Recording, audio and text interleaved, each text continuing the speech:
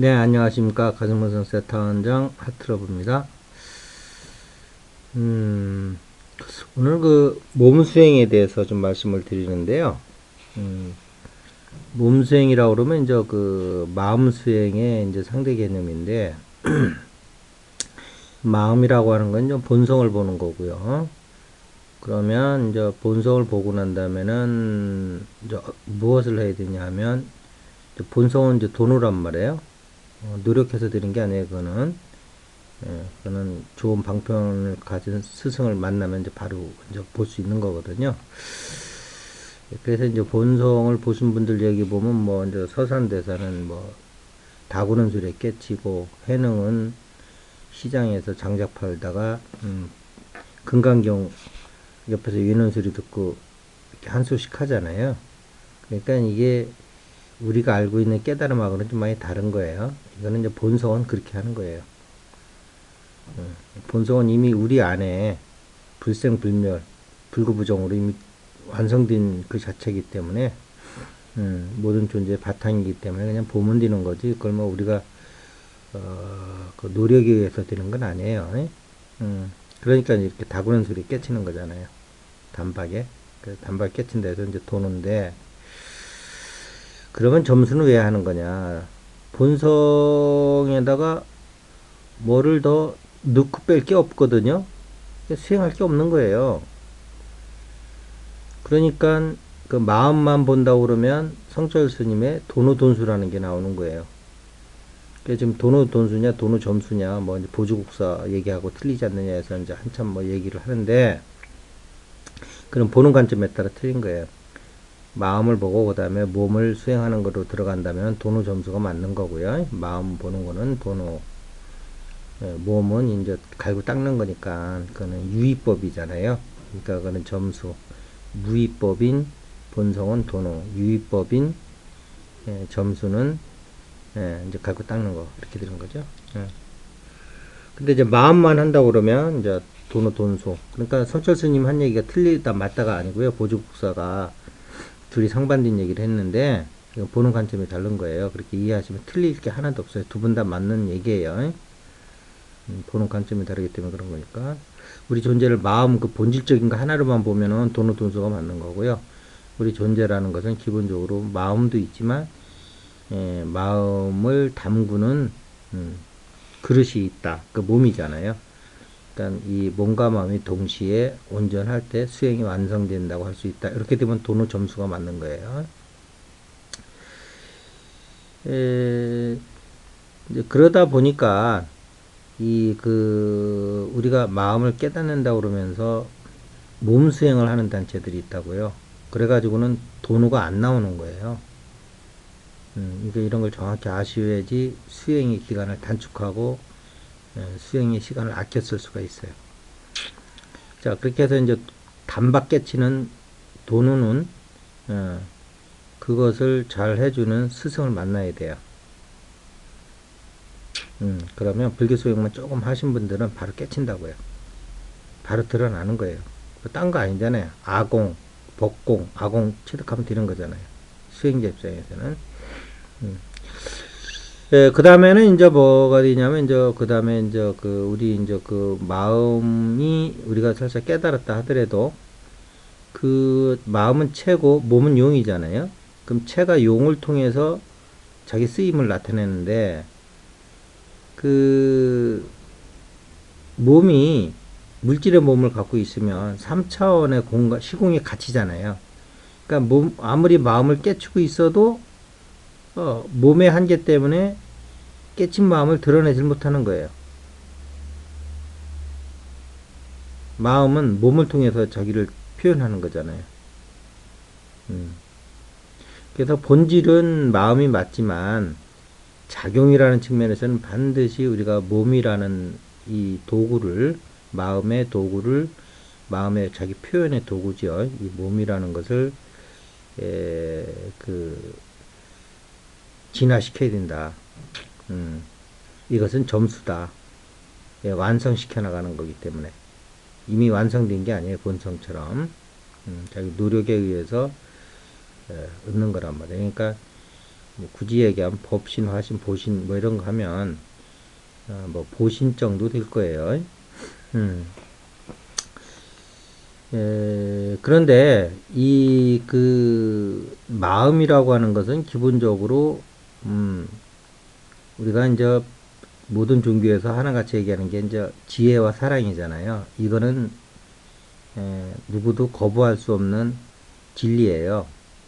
근데 이제 굳이 얘기하면 불교는 이제 지혜 쪽에도 조금 더 가까운 거고요. 물론 자비도 얘기하지만 예, 기독교는 하나님 지혜로운 하나님도 얘기하지만 기본적으로 사랑이 더 이제 가깝지요. 그렇지만 우리 인간으로 보면 지혜와 사랑이 두 개가 다 동시에 필요한 거란 말이에요. 이기론적으로 얘기하면 이치는 지혜에 해당되는 거고요. 동양 이기론.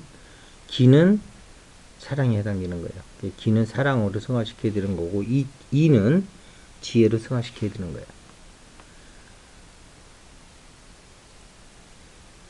자, 그런데 이 마음이라고 하는 것은 기본적으로 뭐냐 하면은 청정함을 그 근본으로 해요. 그 다음에 우리의 몸은 사랑이니까 지혜는 청정이고요. 사랑은 포근함을 기본으로 한다고요. 따뜻함. 이 느낌이 좀 달라요. 그래서 불교는 청정한 마음을 그렇게 얘기하는 거고요. 기독교는 사랑으로 따뜻한 가슴을 그렇게 강조하는 거예요. 자, 그런데 이 불교는 기본적으로 그 우리의 가려진 거를 깨트리면서 나가다 보니까 해체를 얘기하는 거예요. 해체, 분해. 불교를 공부하면 불교는 해체다 이렇게 얘기하는 걸 아마 들어보신 적이 있을 거예요. 불교는 해체예요. 그래서 보면 전부 불교는 분해적이라고요. 인간을 통합적으로 보지 않고 색수상 행식 이렇게 나누잖아요.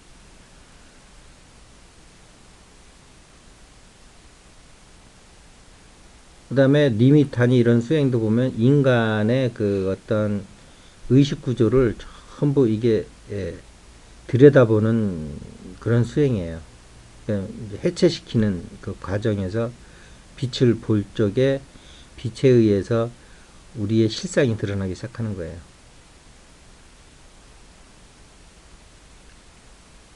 우리의 그 생각이 어서 일어나고 우리 생명의 불이 어서 일어나는지를 다 이렇게 보는 거예요.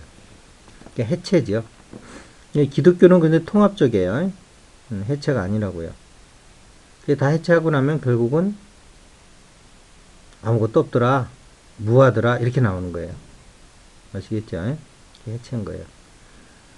그래서 마음 수행은 해체, 반대로 몸 수행은 통합이에요. 아시겠습니까? 그거 정확히 아셔야 돼요. 기독교는 해체가 없어요. 인간에 대해서. 통합적으로 본다고요. 근데 이제 여기에서 이제 중간적인 입장을 취하는 게 이제 영성 단체들이죠. 뭐 신지학이라든지 이렇게 보면 또 거기는 인간을 물질체, 에테르체, 뭐 이제 물질체를 뭐 에테르체를 동시에 보기도 하는데, 뭐 아스트랄체, 멘탈체, 원인체, 부디체 뭐 이렇게 여러 가지 체를 나누죠. 그러면서도 또한 그걸 통합적으로 봐요. 그 사람들은. 그러니까 어떻게 보면 불교와 기독교의 중간 정도 있는 것이 신지학이에요. 그런 쪽으로 뭐 저기 뭐 노들프 슈타이너도 있고요. 그 다음에 우리 비경으로 유명한 책도 있고 이제 그러죠.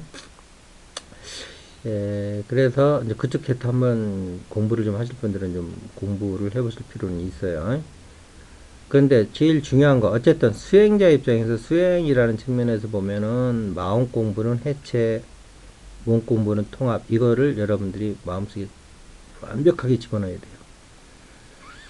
그래서 법공과 아공을 증득을 해서 마음이 끝나면 더 이상 마음 공부에 매달리지 마시고요. 바로 이제 그거 이상 없어요. 마음 공부는. 그 다음에 이제 몸 공부로 와야 되는 거예요. 그러면 스님들이 그러면 뭐하러 마음, 몸, 많이 깨달으신 분들 계속, 그 자선을 하냐 하면 그분들이 알든 모르든, 그 다음에는 우리의 영지학적, 신지학적으로 얘기하면 에테르체, 아스트랄체, 감정체제, 멘탈체, 사고체 이런 것들을 정화시키는 작업을 하는 거예요. 본인이 알든 모르든. 아공은 깨닫는 순간 더 이상 깨달을 게 없어요. 내가 공한 것을 봤는데 어떻게 더 이상 뭐가 있을 수가 없잖아요. 마음으로는요. 더 이상 할 게 없다고요. 근데 이것이 그 몸으로 오면 내용이 바뀌어진단 말이에요.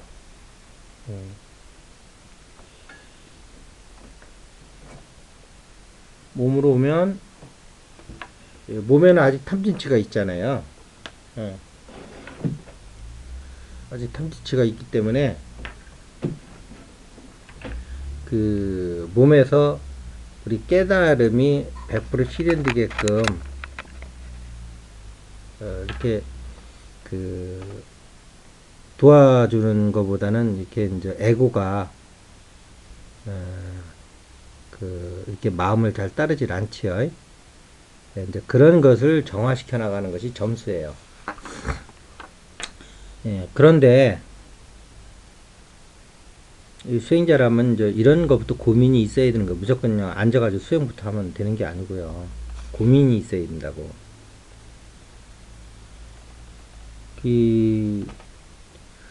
그럼 과연 마음을 깨닫고 나면 몸을 정화시키는 게 맞느냐, 아니면 몸을 빛의 몸으로 승화시키는 게 맞느냐. 하나는 이게 깨끗하게 하는 개념이에요. 정화한다는 개념은. 지금 불교에서 도노 점수할 때 점수라는 것은 깨끗하게 하는 개념인 거예요. 즉 몸은 탐진치에 물들어 있잖아요. 그 탐진치를 걷어내는 작업을 하는 게 점수예요. 그게 깨끗하게 하는 거죠. 그런데 또 다른 수행법은 빛의 수행법은 뭐냐면 그 더러운 거를 탐진치를 제거하는 작업을 하는 게 아니고요. 그 자체를 가지고 빛으로 올리는 작업을 해버리는 거예요. 근데 제가 봤을 때는 탐진치 제거하다 보면 하나 탐진치 제거하면 탐진치가 10개가 붙어요. 이 살아가는 현장에서. 그러니까 밑도 끝도 없는 일이 돼버린다고요. 진짜 출가수행처럼 그 밥만 먹고 그 일만 하는 일 같으면 글쎄 한번 도전해봐야 되나요? 뭐 하여튼 그런 좀 전화름들은 좀 고민이 되는 부분인데 제가 수행자로서는 그게 어떡합니까? 하나 티컴브를 빼내면 10개가 달라붙는데 삶의 현장이 그렇게 녹록하지가 않잖아요. 그러면 그 다음에는 우리가 생각해 볼 때 이게 이런 개념이 없으면 그냥 이제 그렇게 힐링이라든지 뭐 정화라든지 이런 개념으로 들어가는 거예요. 점수 개념으로. 그런데 이렇게 좀 더 높은 산에서 내려다 보면 어느 게 더 빠른 거냐 이거예요. 몸을 빨래를 하는 게 낫느냐, 아니면 몸을 빛의 몸으로 그냥 진동수로 올려버리는 게 맞는 거냐.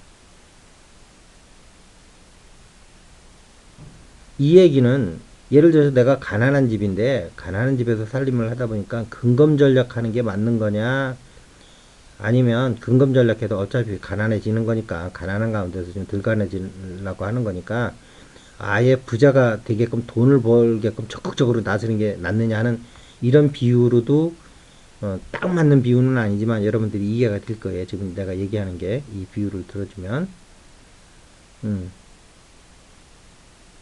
근데 저는 빛의 몸으로 올리라는 거예요. 그래서 여기서 보면은 그 몸도 저번에도 얘기했지만 이 사람의 그 수행에 따라서 몸을 보는 그 그 경우수가 다 틀리단 말이에요. 색, 수상, 행식에서 일반인들은 색을 몸으로 보고 수상, 행식은 마음으로 보는 거고, 수행을 해서 본성이 나타난 사람은, 아공을 비운 사람은, 아공을 본 사람은 색, 수상, 행식이 다 몸이에요. 그렇겠죠? 생멸하는 거니까. 색, 수상, 행식 중에 생멸하지 않는 게 어디 있어요? 그게 다 몸이란 말이에요. 그러면 이 몸 전체를 가지고 계속 정화만 해나갈 거냐, 깨끗하게. 아니면 빛으로 올려버릴 거냐. 빛으로 오르는 게 차라리 빠르다는 거예요. 아시겠죠? 제가 지금 얘기하는 논지를 오랫동안 고민해보고, 오랫동안 시행착오를 겪고 하는 얘기니까, 여러분들도 이거를, 여러분들도 같이 또 시행착오를 겪을 필요가 없잖아요. 이 짧은 인생에서. 수행하기도 바쁜데, 시행착오로 겪을 시간에 나가야 될 게 정확히 알고 그쪽으로 쭉 나가버리는 게 맞죠. 예, 자, 그래서,